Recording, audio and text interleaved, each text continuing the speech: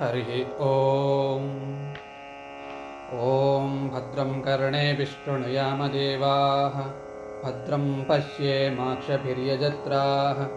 स्थिरैरङ्गैस्तुष्टुवागुंसस्तनूभिः व्यशेम देवहितं यदायुः स्वस्ति न इन्द्रो वृद्धश्रवाः स्वस्ति नः पूषा विश्ववेदाः स्वस्ति नस्ताक्ष्यो अरिष्टनेमिः स्वस्ति नो बृहस्पतिर्ददातु ॐ शान्तिः शान्तिः शान्तिः। ॐ नमस्ते गणपतये त्वमेव प्रत्यक्षं तत्त्वमसि त्वमेव केवलं कर्तासि त्वमेव केवलं धर्तासि त्वमेव केवलं हर्तासि त्वमेव सर्वं खल्विदं ब्रह्मासि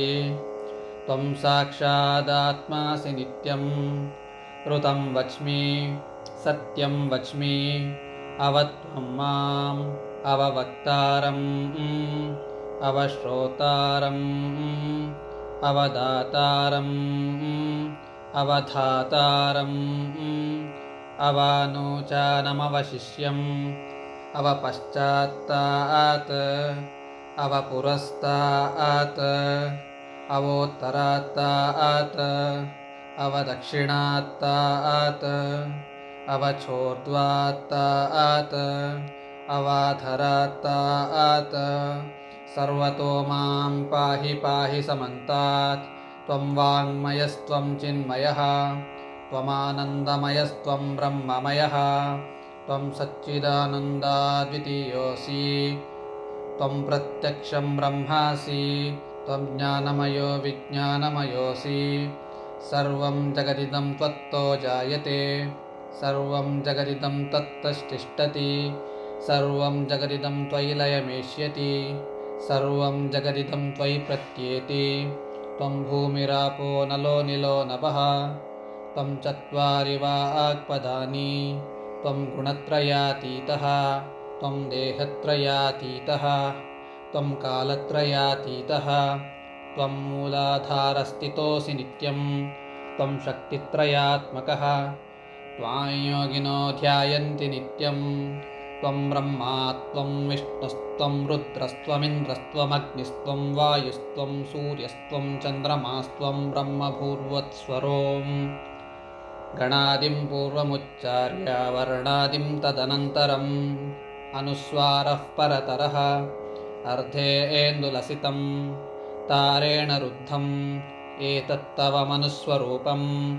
गकारः पूर्वरूपम् अकारो मध्यमरूपम् अनुस्वारश्चान्त्यरूपं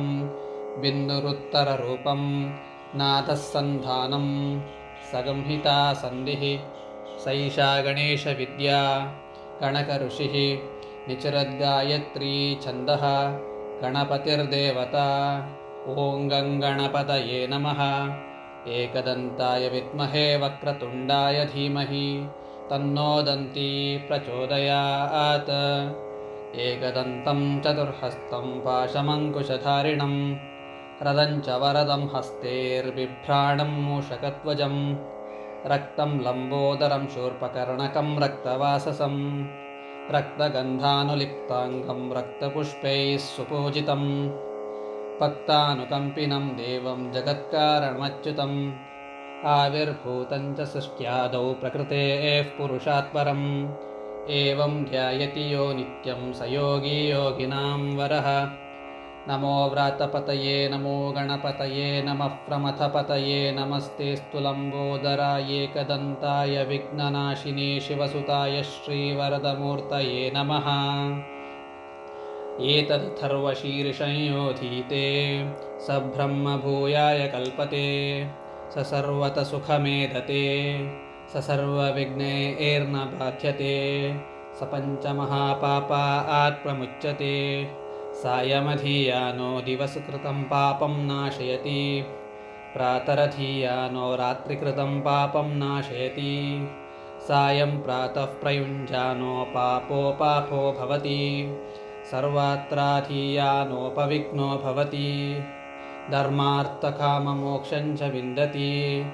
इदमथर्वशीर्षमशिष्याय न देयं यो यदि मोहात्तास्यति स पापीयान् भवति सहस्रावर्तनात् यं काममधीते तन्तमनेन साधयेत्